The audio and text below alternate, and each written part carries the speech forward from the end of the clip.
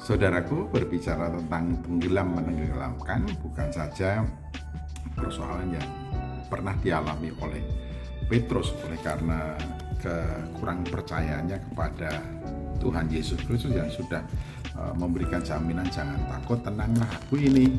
Kemudian kemarilah, Tuhan Yesus Kristus sudah mempersilahkan, dan kemudian Petrus bisa melangkahkan kakinya ketika ia memandang pada Yesus, dan ketika pikirannya berubah dan pikiran dan mata hati serta pandangannya berubah dari Yesus kepada gelombang dan angin yang kencang, akhirnya membuat Petrus tenggelam. Dan bicara tentang tenggelam menenggelamkan, ada juga satu pengajaran yang menarik. Dikatakan bahwa apabila ada di antaramu menjadikan anak-anak kecil ini sesat, maka orang yang bersangkutan sepantasnya dihukum dengan ditenggelamkan dan dibebani dengan batu, sehingga dia betul-betul tenggelam dan tidak bisa melepaskan dan membebaskan diri dari ketenggelaman itu.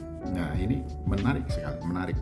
Mengapa? Karena kita ini berada pada tanggung jawab sebagai orang dewasa, bagaimana mempersiapkan anak-anak untuk menyongsong hari esok.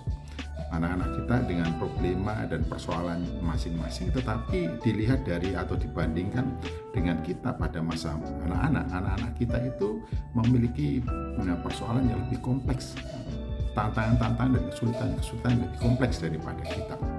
Oleh karena itu ada awas-awas yang harus kita perhatikan. Jangan sampai kita yang dewasa atau orang-orang yang sudah pada posisi menjadi guru bagi anak-anak, lantas kemudian membawa anak-anak menuju kepada sesat atau tersesat.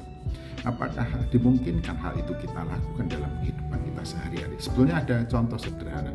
Dari ungkapan itu kita kemudian bisa memberikan awas-awas supaya kita memilih seorang guru yang benar-benar dewasa, mumpuni, mantap, dan pengetahuannya betul-betul pengetahuan yang lengkap dalam hal kebenaran, supaya ketika mendidik anak-anak sedari dini tidak mengajarkan hal-hal yang melenceng atau hal-hal yang tidak berpaku pada kebenaran.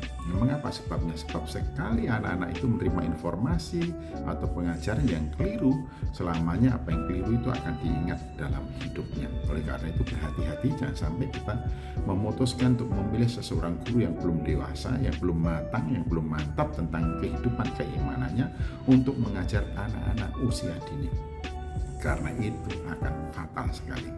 Perlu guru yang dewasa, mantap, dan memiliki kedewasaan iman dan juga keteladanan yang betul-betul, yang mampu memilih kata dan kalimat yang sesuai dengan usia anak-anak itu untuk mengajar anak-anak, supaya tidak memberikan pengajaran yang tidak benar kepada anak-anak kita. Dan ada awas-awas, apabila ada seseorang yang menyesatkan salah satu dari antara anak ini, ia patut ditenggelamkan. Nah, hati-hati, kadang-kadang orang tua tanpa sadar sebetulnya juga bertindak, dan tindakannya itu menghasilkan satu penyesatan pada anak. Umpamanya begini, ada guru sekolah minggu yang bertanya, ibu, anak ibu hari ini kok tidak datang ke gereja? Kemudian ibunya, oh dia sedang tidak enak badan, padahal anaknya sedang apa-apa dan tidak ada hubungannya dengan kesehatannya.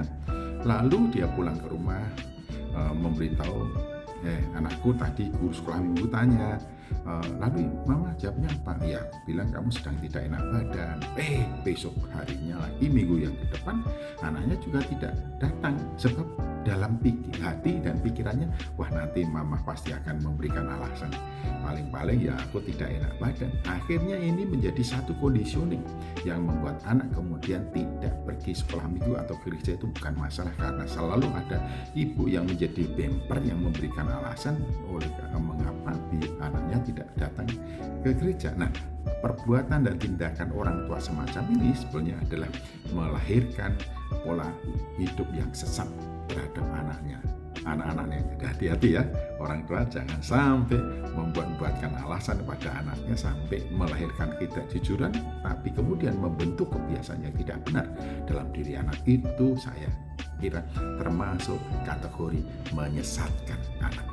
Nah, yang demikian itu maka orang tua yang patut ditenggelamkan jikalau kemudian melahirkan kebiasaan hidup dari anak-anak yang sesat. Hati-hati, jangan sampai kita menjadi salah seorang yang ditenggelamkan.